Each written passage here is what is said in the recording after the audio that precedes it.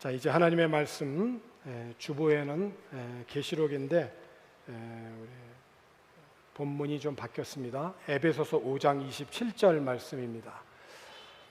에베소서 5장 27절 우리 한 절 말씀입니다. 우리 같이 한 목소리로 읽겠습니다. 자기 앞에 영광스러운 교회로 세우사 티나 주름 잡힌 것이나 이런 것들이 없이 거룩하고 흠이 없게 하려 하심이라. 아멘.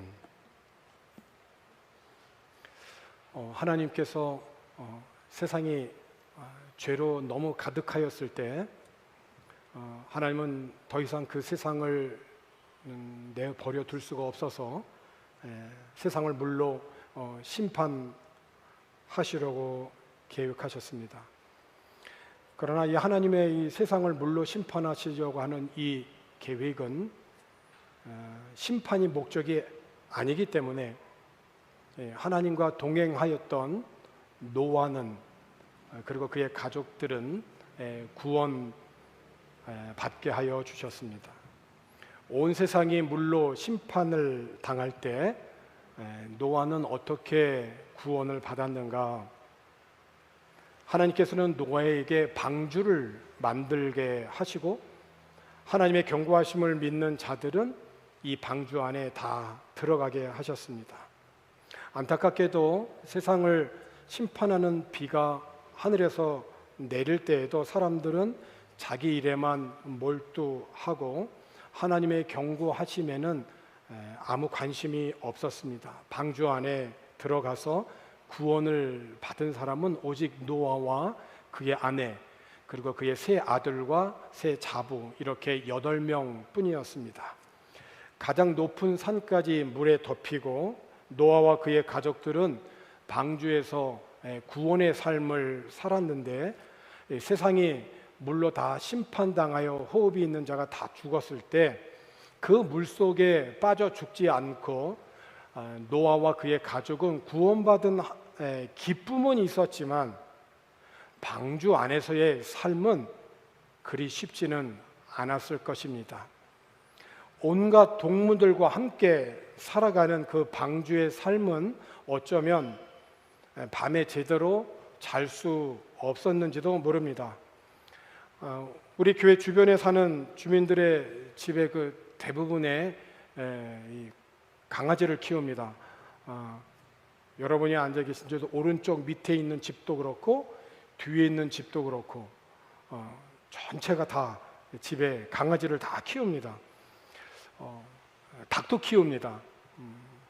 한두 마리가 아니고 요 바로 밑에 집은 제가 한번 세봤는데 10마리가 되더라고요. 그 새끼들이 이제 벌써 굉장히 많이 자랐습니다. 그런데 이게 이제 시도 때도 없이 우는 거예요. 그러니까 강아지 소리도 내고 닭은 보통 새벽에 울어줘야 좋은데 시도 때도 없이 이제 울어서 제가 좀 둔하거든요.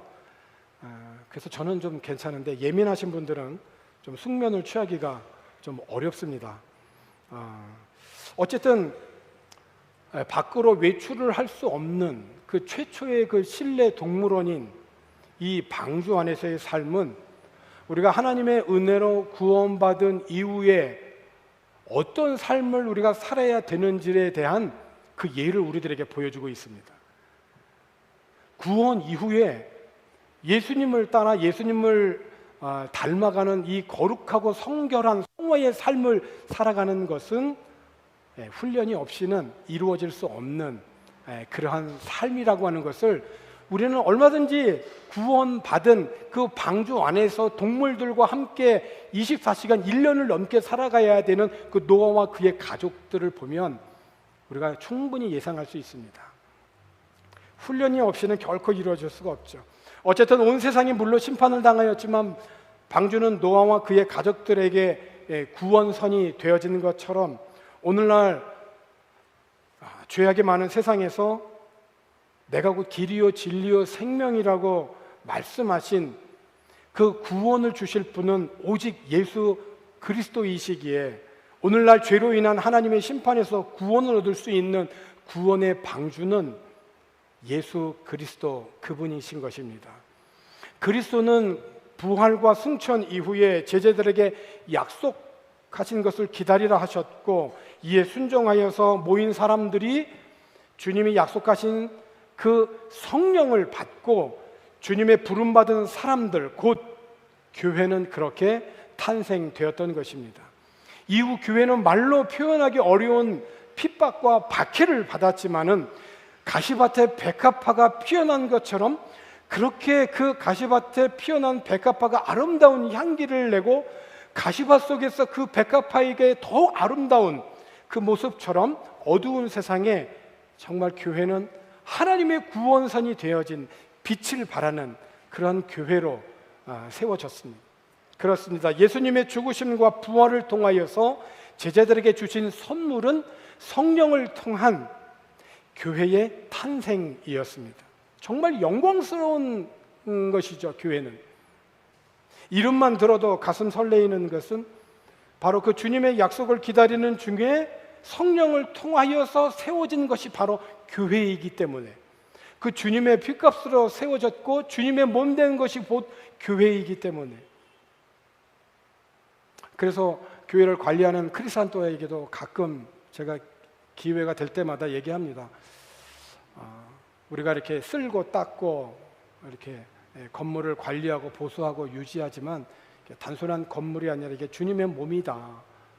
주님의 몸임을 생각하고 이 교회 건물을 관리하고, 그래서 성도들이 예배하고 교제하고 봉사하는데 좀 마음을 더 쏟았으면 좋겠다. 이렇게 서로 함께 가끔 기회될 때마다 서로 나눕니다.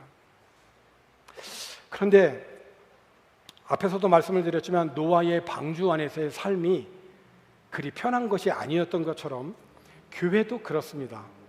왜냐하면 교회는 부름받은 사람들이잖아요. 그 사람들은 온전하지가 않죠. 정말 부족함이 많은 사람들입니다. 각기 다른 성격, 그 유형, 기질, 은사 정말 다릅니다. 어디 세상에 모일 때 같은 또래 집단으로 모이지, 오늘 이렇게 중학생도 있고 또 60세 이상 되신 분들 어디 한 자리에 모여서 이렇게 모이는 데가 어디 있습니까? 쉽지가 않죠, 결코. 정말 교회는 노아의 방주와도 정말 같은 것이에요.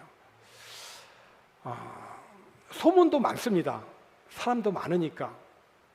그러니까 마태, 마가, 누가, 요한 복음은 예수님이 누구신지에 대한 좋은 소식, 그 복음을 이렇게 기록으로 남긴 것이 복음서잖아요. 근데 그 복음서의 끝 요한복음 21장은 어떤 사건으로 끝이 나냐면은 예수님을 부인하고 저주해서 어찌할 바 모르는 그 베드로를 예수님이 다시 찾아가셔서 그에게 다시금 위로해 주시고 소명을 주시고 회복시키는 그 디베랴 바닷가의 그 상황으로 마지막 그 요한복음 21장은 마무리가 돼요. 그런데 그 바로 베드로가 다시 소명을 받고 회복한 그 이후에 또 하나의 사건이 있어요. 부름받은 사람들에게 일어난 사건이 있습니다. 그 사건은 무엇이냐면은 이렇습니다. 요한복음 21장 18절이에요. 내가 진실로 진실로 내게 이르노니 네가 젊어서는, 네는 베드로입니다. 내가 젊어서는 스스로 띠뛰고 원하는 곳으로 다녔거니와 너가 원하는 곳으로 다녔다. 이거 예수님이 베드로에게 앞으로 베드로에게 일어날 일을 예언하신 거예요. 원하는 곳으로 다녔거니와 늙어서는 네 팔을 벌리리니 남이 내게 띠띠우고 원하지 아니하는 곳으로 데려가리라. 그러니까 베드로가 어떠한 죽음으로 죽어야 죽을지 순교할지를 말씀해 주고 있는 건데, 여기에 대한 예수님의 그 해석이 이렇습니다. 19절에서 이렇게 해석하셔요. 이 말씀을 하심은 베드로가 어떠한 죽음으로 하나님께 영광을 돌릴 것을 가리키심이로라. 이 말씀을 하시고 베드로에게 이르시되 나를 따르라, 이렇게 말씀하세요. 이렇게 예수님과 베드로의 대화가 끝났는데, 이 끝남과 동시에 20절에 있는 말씀을 보면 이렇습니다. 베드로가 돌이켜 예수께서 사랑하시는 그 제자가 따르는 것을 보니, 그러니까 베드로가 나를 따르라는 예수님의 말씀을 듣고 이렇게 보니까 자기 뒤에 사도 요한도 따라오는 거예요. 그러니까 그 사랑하시는 그 제자가라고 하는 것은 요한이 자기 요한복음을 기록하면서 자기 이름을 드러낼 수 없으니까 사랑하시는 제자라고 그렇게 이제 써놓은 겁니다. 그 사랑하시는 제자가 따르는 것을 보니 그는 만찬석에서 예수님의 품에 의지하여 주님을 파는 자가 누구오니까 묻던 자라라. 누구냐면 사도 요한이었던 거죠. 그러니까 21절에 예수님이 이렇게 말씀하십니다. 이에 베드로가 그를 보고 예수께 여쭤오되 주님, 이 사람은 어떻게 되겠습니까? 그러니까 베드로는 예수님한테 들었습니다. 근데 이렇게 보니까는 요한도 따라오는 거예요. 그러니까 요한을 보면서 주님, 요한은 어떻게 될까요? 저는 알겠는데 이 사람은 어떻게 되는 거예요? 라고 예수님에게 묻습니다. 그랬더니 주님께서 21절에 있는 말씀에서 이렇게 말씀하신 거죠. 어떻게 되겠습니까? 22절에 이제 예수님이 대답하시는 거예요. 예수께서 이르시되 내가 올 때까지 그를 머물게 하고자 할지라도 내게 무슨 상관이냐? 너는 나를 따르라 라고 그렇게 말씀하신 겁니다. 그러니까 예수님께서 베드로에게 앞으로 너에게 일어날 일에 대해서 말씀을 하시고 나를 따르라 이렇게 말씀하셨는데 베드로가 이렇게 고개를 돌려보니까 요한이 따라오니까 쟤는 어떻게 되나요? 라고 이제 물어본 거죠. 주님께서는 내가 다시 올 때까지 그를 살려두고자 할지라도 그것이 너와 무슨 상관이냐? 상관하지 말고 너는 나를 따르라 라고 말씀하신 것인데 이 말씀이 어떻게 퍼졌느냐? 23절에 있는 말씀입니다. 이 말씀이 형제들에게 나가서 그 제자는 죽지 아니하겠다. 상관하지 말아라 그랬는데 쟤는 죽지 않는데 나는 죽을 건 이렇게 이제 소문이 이제 퍼진 거예요. 하였으나 예수의 말씀은 그가 죽지 않겠다 하신 것이 아니라 내가 올 때까지 그를 머물게 하고자 할지라도 내게 무슨 상관이냐 하신 것이라. 예수님은 이렇게 말씀하셨는데 제자 공동체와 퍼져갔던 그 소문은 예수님의 뜻과는 상관없는 소문이 퍼져버린 거예요. 교회는 그런 곳이라는 거예요. 그리고 이어지는 사도행전 1장에 보면 예수님이 승천하시면서 제자들에게 약속하신 것을 기다려라. 그리고 2장에 가보면은 그 약속하신 것을 그들이 기다리는 중에 성령을 받게 되고 그래서 생겨진 것이 교회라고 하는 것이에요. 그러니까 참으로 부족한 사람들이잖아요. 쟤한테 관심이 많고 쟤는 어떻게 되겠는지 그리고 예수님의 뜻과는 상관없는 소문들이 막 퍼져나가는 그러한 곳이 곧 교회라는 것이에요. 부름받은 사람들이라고 하는 그것이 곧 교회라는 뜻이거든요. 교회는 부름받은 사람들이에요. 그래서 우리 이번에 세례교육 할 때에도 우리가 비록 이렇게 예배당 안에서 이렇게 세례교육을 하지만 우리들이 이렇게 밖에 나가서 어떤 교육을 하거나 교제를 하면 그것이 교회다. 왜냐하면 교회는 부름받은 사람들이다. 어제 후견인으로서 이제 우리 권사님이 이제 그동안 이제 공부하느라고 수고도 했고 그래서 이제 같이 점심 식사를 같이 식탁 교제를 나눴어요. 비록 모인 곳은 식당이지만 그것이 교회인 거죠. 왜냐하면 교회라고 하는 뜻은 부름받은 사람들의 모임이니까. 이거는 교회당인 거죠. 예배당. 예배를 드리기 위한 건물인 것이죠. 그러니까 참 이 예배를 드리는 이 교회당에서 우리가 예배를 드리지만 정말 교회라고 하는 그 본래의 의미의 뜻은 부름받은 저와 여러분이 곧 교회라는 것이에요. 그래서 우리들이 세상에 나가서 우리들이 살아가는 삶 그 자체는 곧 교회는 어떤 곳이다라고 얘기하는 전도가 되어지는 것이죠. 그러니 이렇게 부족한 사람들, 문제 많은 사람들, 예수님의 뜻과는 상관없이 엉뚱한 소문을 내는 그런 사람들이 모여있는 이 교회가 얼마나 많은 문제가 있겠냐고요. 그럼에도 불구하고 주님께서 이 교회에 약속을 주시고 그 약속을 기다리고 부족한 사람들이 한 자리에 모여 기도할 때에 하나님께서는 성령을 보내주심으로 이 교회를 거듭나게 하시고 새롭게 하셨다는 거예요. 그래서 더 이상 헛된 소문이 아니라 참된 소식을 전하는 그런 구원의 방주가 되게 하셨다는 거죠. 이 교회가. 그 영광스러운 그 주님 앞에 서 있는 겁니다. 우리가 지금 저와 여러분들이. 디도서 3장 5절과 6절, 7절에 있는 말씀을 보면 이렇습니다. 우리를 구원하시되 어떻게 구원하셨느냐? 우리가 행한 바 의로운 행위로 말미암지 아니하고 오직 그의 긍휼하심을 따라 첫 번째 중생의 씻음, 두 번째 성령의 새롭게 하심, 6절에 있는 말씀을 보게 되니까 우리 구주 예수 그리스도로 말미암아 우리에게 그 성령을 주님이 약속하신 그 성령을 풍성히 부어주셨다는 거예요. 어디에? 교회에. 저와 여러분들에게 교회에 부어주셨다는 거예요. 그럼 어떻게 되느냐? 7절, 우리로 그의 은혜를 힘입어 중생의 씻음 그리고 성령의 새롭게 하심. 그래서 예수 그리스도로 말미암아 오늘 우리를 새롭게 하심으로 그 은혜를 힘입은 우리 교회는 이제 의롭다 하심을 얻어 주님과 우리와의 관계가 잘 됐다는 거예요. 이제 그래서 무엇을 갖게 됐다고요? 영생의 소망을 따라 상속자가 되게 하려 하심이라. 주님은 오늘 주님의 그 피값으로 우리 교회를 세워주셨습니다. 그 주님 앞에 영광스러워진 이 교회에 저와 여러분들은 부름받은 교회들입니다. 우리의 의로운 행위로 말미암지 않고 오직 주님의 긍휼하심을 따라 중생의 씻음과 성령의 새롭게 하시는 그 예수님의 그 은혜로 말미암은 세워진 것이 교회인 것이죠. 그 예수 그리스도로 말미암은 그 성령의 풍성한 은혜로 말미암아 오늘 우리는 하나님과의 관계를 회복할 수 있게 되었고 영원한 생명의 소망을 얻는 상속자 하나님의 자녀가 되었습니다.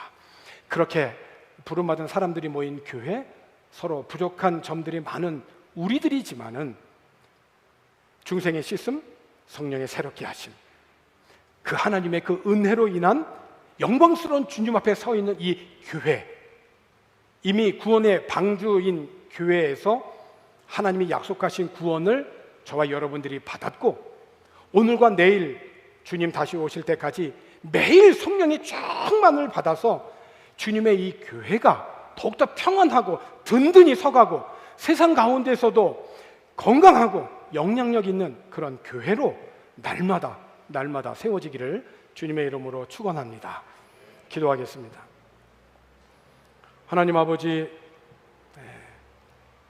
우리들의 의로운 행위로 말미암지 아니하고 오직 주님의 긍휼하심을 따라 중생의 씻음과 성령의 새롭게 하시는 그 은혜로 말미암아 주님께서 약속하신 그 성령으로 인하여 충만케 하시고 오늘 이 교회를 통하여서 여전히 구원받지 못한 세상의 사람들에게 구원의 방주가 되게 해주심을 감사합니다. 이 방주 안에서 삶이 부족하고 연약한 우리들의 그 연약함으로 인하여 또 주님의 뜻과는 상관없는 소문과 여러 가지 많은 일들에 우리들이 놓여 있지만 주께서는 우리 가운데 그 약함을 넘어 우리들에게 성령을 보내주시고 새롭게 하여 주시고 그래서 부족한 점들이 많지만 그 부족한 그 약한 가운데서도 주님의 은혜를 경험하게 하여 주시고 성령의 새롭게 하심으로 영광스러운 주님 앞에 설 수 있도록 은혜를 주시니 감사합니다. 오늘 우리 몸된 주님의 교회가 모든 성도들이 매일매일 하나님의 성령으로 충만함을 입게 하시고 교회가 더욱더 평안하고 든든히 서가야 해서 세상 가운데서도 정말 주님의 은혜와 사랑과 복음을 전하는 빛과 소금으로서의 사명을 감당해가는 그런 교회가 되도록 주님 인도하여 주시옵소서. 감사를 드리고 예수님의 이름으로 기도하옵나이다. 아멘.